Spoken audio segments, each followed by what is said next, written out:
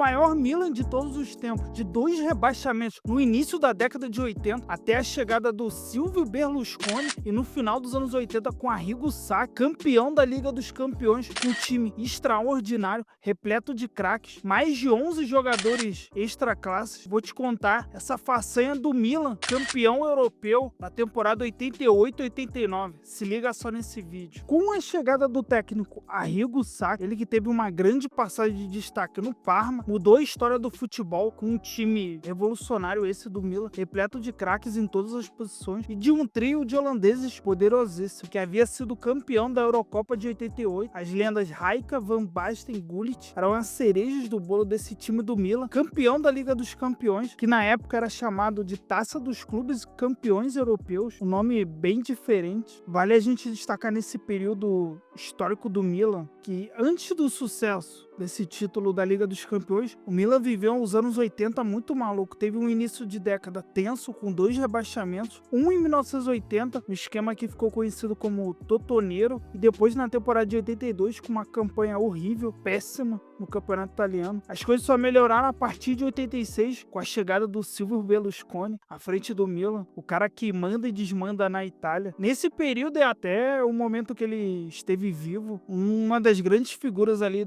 da Itália. E antes de falarmos dessa Liga dos Campeões, vale ressaltar que o Milan foi campeão italiano em 88, com praticamente os mesmos jogadores, sem a figura do Rijkaard. Foi nessa temporada 87 e 88 que chegaram jogadores como Ancelotti, ex-Roma, a volta do Costa Curta, Ângelo Colombo, ex-Udinese, além de Van Basten, ex-Ajax, e Rudi Gullit, ex-PSV. Uma senhora janela de transferência. Você tinha a figura central desse time do Milan, o técnico Arrigo Sacchi, muito influenciado pela Holanda de 74, o Rino Smith, uma marcação agressiva, linha alta de defesa, linha de impedimento, pressão a todo momento para atacar e recuperar a bola. Esse time do Milan é considerado por muitos um dos times mais revolucionários da história do futebol. Não só pela parte tática, evidentemente os títulos ajudaram a corroborar tudo isso. Uma geração repleta também de jogadores lendários que muitos perpetuaram por grandes períodos com a camisa rossonera. Vou citar os principais nomes dessa conquista da Liga dos Campeões, que já começa pelo goleiro Giovanni Galli, ex-Fiorentino, titular absoluto nesse período. Mauro Tassotti, lenda do clube, jogou de 80 a 1997. E Paolo Maldini, maior ídolo da história do Milan, só 25 anos de Milan, venceu 5 vezes a Liga dos Campeões. Temos também o Ângelo Colombo, igual eu falei, peça importante nessa conquista. Alessandro Costa Curta, outro jogador com 20 anos de Milan, peça fundamental nessa engrenagem. Franco Baresi, um dos maiores defensores de todos os tempos, 19 anos de Milan, campeão do mundo com a Itália em 1982. E pro meio a gente tinha Roberto Donadoni, outra figura com mais de 10 anos de Milan, grande meio-campista, o cara importante ali nos momentos decisivos. E Carlo Ancelotti, ele mesmo, figura aí do técnico atualmente do Real Madrid, mais experiente, mais rodado, ex-Parma, ex-Roma, jogou 5 temporadas com a camisa rossonera. Também tivemos Filippo Galli, importante na rodagem do elenco, 13 anos de Milan, como Evani, meio-campista muito valioso nesse elenco, outra peça com 13 anos de clube. Pietro Paulo Virdes, também nesse torneio foi muito decisivo, foram 5 anos de Milan com muita regularidade, fazia sempre os gols dele, importante demais nessa trajetória. Você vê que a base do time são jogadores que ficaram no mínimo 10 anos no clube, outros tempos, não se tem mais hoje jogadores com essa personalidade. O que manda no futebol é o dinheiro, sempre foi. Antigamente, pelo menos, conseguia disfarçar. E falta falar dos holandeses. Frank Rijkaard, jogador muito inteligente, jogava tanto no meio quanto na defesa. Um dos pilares, foram 5 anos de Milan. O camisa 10 do time, Rudi Gullit, craque de bola, no auge, bola de ouro, chutava com as 2 pernas, jogava em várias posições, jogou por 7 temporadas, nesse período também vestiu a camisa do Sampdoria. E falta falar do artilheiro, Marco Van Basten, um dos maiores atacantes de todos os tempos. Na sua segunda temporada do Milan, fez chover, jogou fino da bola. Infelizmente, devido às lesões, teve que abreviar a carreira muito cedo, muito precoce. Foi bola de ouro de 89, artilheiro da Liga dos Campeões dessa temporada com 10 gols. Peça fundamental. E o mentor do time, o Arrigo Sacchi, uma lenda do comando técnico do Milan, revolucionou a maneira de jogar o futebol. Vale a curiosidade também que ele era o técnico da Itália, vice-campeão do mundo de 94, a disputa contra o Brasil ali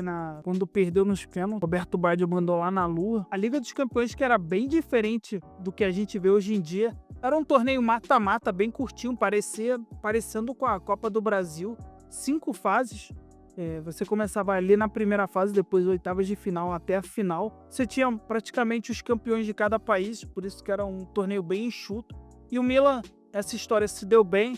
Vou te contar aí como que foi o caminho do Milan até a final contra o Steaua Bucareste, que era um dos principais times europeus naquela década de 80. Então se bora aí pra essa campanha do Milan, que começa na primeira fase, enfrentando o time búlgaro. Porra, não sei se eu tô falando certo. PFK Levski Sofia. O Milan venceu os 2 jogos, vitórias tranquilas, 2-0 e 5-2, um 7-2 no agregado final. Destaque pro Van Basten, que fez 4 gols na partida em Milão. Na rodada seguinte, o time chato do Estrela Vermelha, foram também 2 jogos dificílimos. O time era muito bom, não à toa o Estrela Vermelha venceu a Liga dos Campeões em 91. O primeiro jogo no San Siro, o Milan foi pra cima, perdeu gol pra caramba e a bola pune. O segundo tempo, o Estrela Vermelha abriu o placar. Uma jogada individual do Stoichkov, que bagunçou o Baresi e fez 1-0. Mas na sequência, o Van Basten acha um passe na medida e o Vidic finaliza e empata a partida e termina 1-1 em Milão. No jogo de volta em Belgrano, uma loucura, neblina. O Estrela fez o primeiro gol, teve a expulsão do Vidic. E um fato curioso, o jogo foi paralisado, faltando 30 minutos para acabar e foi remarcado para o dia seguinte e teve outra partida. O Van Basten foi lá e fez de cabeça no primeiro tempo o primeiro gol, mas 4 minutos depois o Estrela empatou 1-1. O jogo começou como se tivesse 0-0, então quem saiu no prejuízo foi a Estrela Vermelha e o Milan acabou sendo beneficiado. No segundo tempo o Milan pressionou, mas não conseguiu marcar o gol. A partida foi então para os pênaltis. O Milan fez o dever de casa e acertou todas as cobranças, passando para as quartas de final. Destaque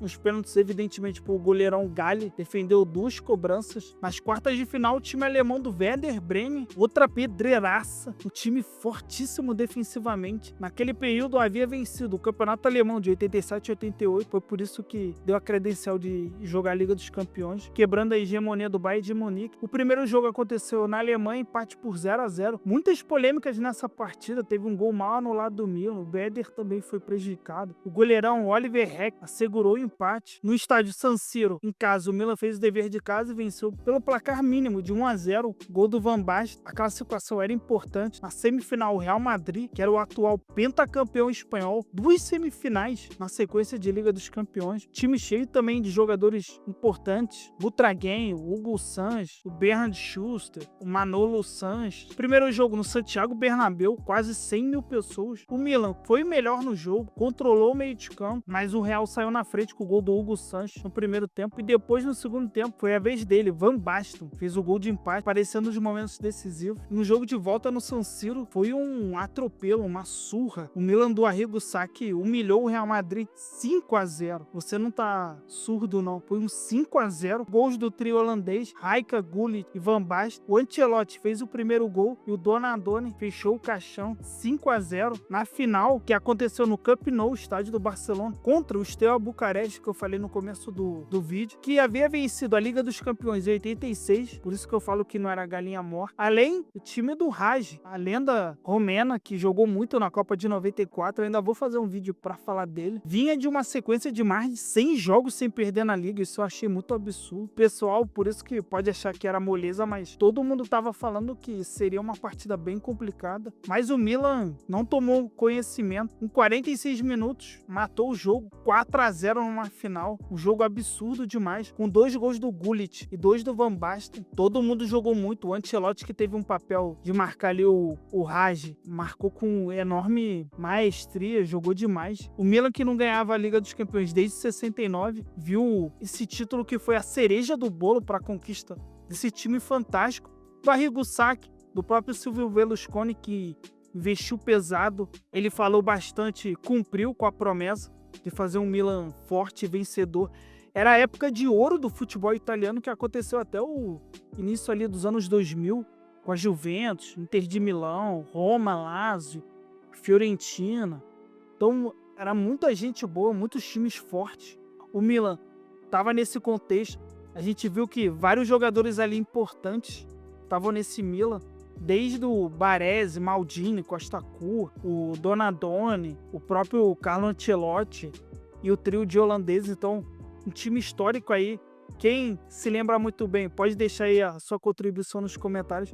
Fortalece se inscrever no canal, dê sugestões também se você está gostando do vídeo, se está gostando que a gente fale de futebol europeu, de seleções. Então fortaleça aí, até a próxima, valeu!